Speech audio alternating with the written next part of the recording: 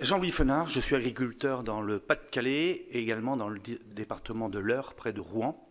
Moi, j'ai constaté en une trentaine d'années que les moissons étaient avancées de 3 semaines quand même. Donc, je suis producteur de céréales, donc grande culture, avec légumes d'industrie, pommes de terre de consommation et lin textile.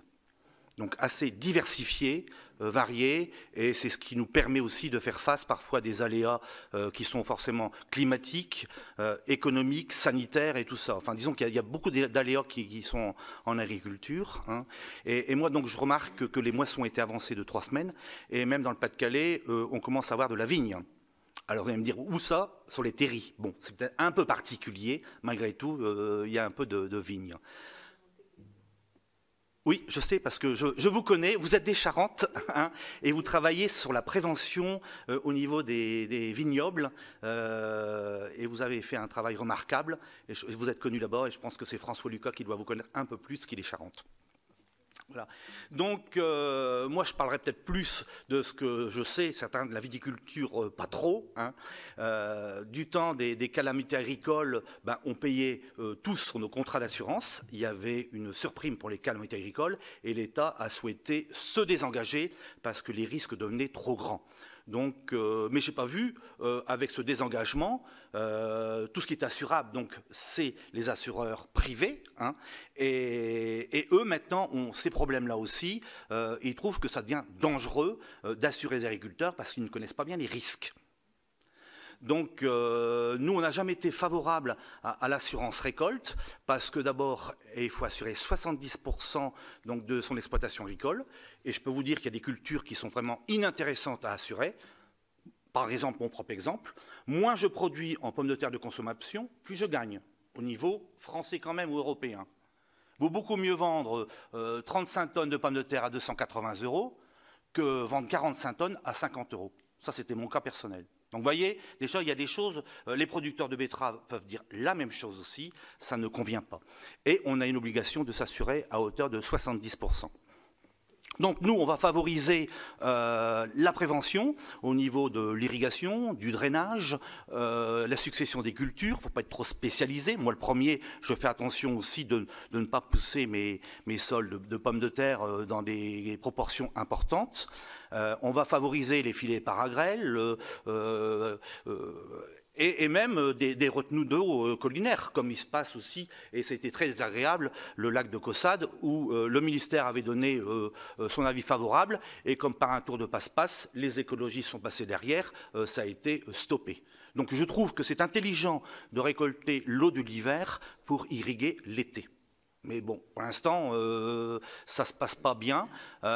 Donc nous sommes également, pour les techniques un peu nouvelles, les semis-directs et semis-simplifiés aussi, qui font que par une culture différente, on a meilleure rétention de l'eau. Plutôt que d'avoir des cultures où tout ruisselle et des coulées de boue dans les villages, ça c'est très malvenu. Et là, on a encore des efforts à faire à ce niveau-là. Moi, personnellement, j'ai investi dans des roues anti-ravines en plantant mes pommes de terre pour faire des micro-ravines pour que l'eau puisse s'infiltrer au lieu de couler vers l'aval. Des bandes enherbées également en bas de vallon, c'est des choses possibles. Sinon, on n'est pas favorable non plus à ce que ça soit financé par la PAC, parce qu'il faut savoir qu'on réoriente des budgets sur l'assurance récolte, qu'on ne sait pas trop identifier. Actuellement, la pénétration dans les grandes cultures est autour de 30%. Et si on dépasse l'enveloppe, justement, il y a un coup de rabot. Donc les gens, au lieu d'être subventionnés à 65% de leur contrat d'assurance, peuvent être subventionnés à beaucoup moins dans le contrat socle. Bien sûr, il y a des contrats complémentaires pour tout ce qui est qualité, pour qui est extension de garantie, qui sont moins intéressants, mais bon, ça pose quand même problème. Donc nous, on n'est pas tellement favorable parce qu'on peut penser que 100% des agriculteurs financent les contrats de 25 à 30% des personnes assurées. Et si on a imaginé d'aller beaucoup plus loin encore, ça serait bien pire. Il faudrait mettre des budgets de la PAC colossaux pour remettre 100% des agriculteurs dans l'assurance récolte, et ça ne suffirait pas. D'ailleurs, aux États-Unis, ils font marche arrière. Parce que nous, on veut laisser la liberté aux agriculteurs de s'assurer, de faire de l'épargne de précaution. Vous comprenez bien, moi, l'épargne de précaution, ben, je dois en faire beaucoup parce que vendre des pommes de terre à 50 € la tonne, c'est perdre beaucoup trop, hein. Donc, je suis tout le temps en train de jongler aussi, hein, à ce niveau-là. Ensuite, laisser transiter l'argent de la PAC sur les comptabilités des assureurs, c'est pas l'idéal non plus. Parce que ça rentre dans leur comptabilité et ça reste bien dedans, hein. C'est malsain. Comme on a vu le prix du blé avec la PAC 92 s'effondrer, on n'a pas vu la baguette de pain diminuer de prix, ni le jambon. Ça n'a pas diminué. Donc, je pense que là derrière, les intermédiaires en ont profité. Quand le blé baisse un petit peu, on ne dit rien. Si le blé monte de 10%, tout le monde crie. Et je trouve que le blé n'est pas un prix excessif, si bien que même dans des pays en voie de développement, le patron, là, Bec Béger, a vendu 30 000 hectares en Ukraine parce qu'il ne s'en sort plus. Problème de trésorerie, hein, il a dû sacrifier un tiers de sa ferme. Monsieur Fénard, pour terminer. Voilà, concernant l'assurance récolte obligatoire, ou plutôt rendue obligatoire par la souscription de contrats autres ou par la possibilité d'avoir les aides PAC, on peut toujours le faire, mais on part sur quelque chose, d'une usine à gaz, pas possible. Même M. Limousin disait que il faudrait faire un contrat presque à l'exploitation. Parce que suivant la zone, qu'on soit au nord, au sud, à l'est, à l'ouest, suivant les productions, suivant les méthodes de culture, qu'on soit en agriculture bio, en technique simplifiée de semis, on n'a pas les mêmes rendements.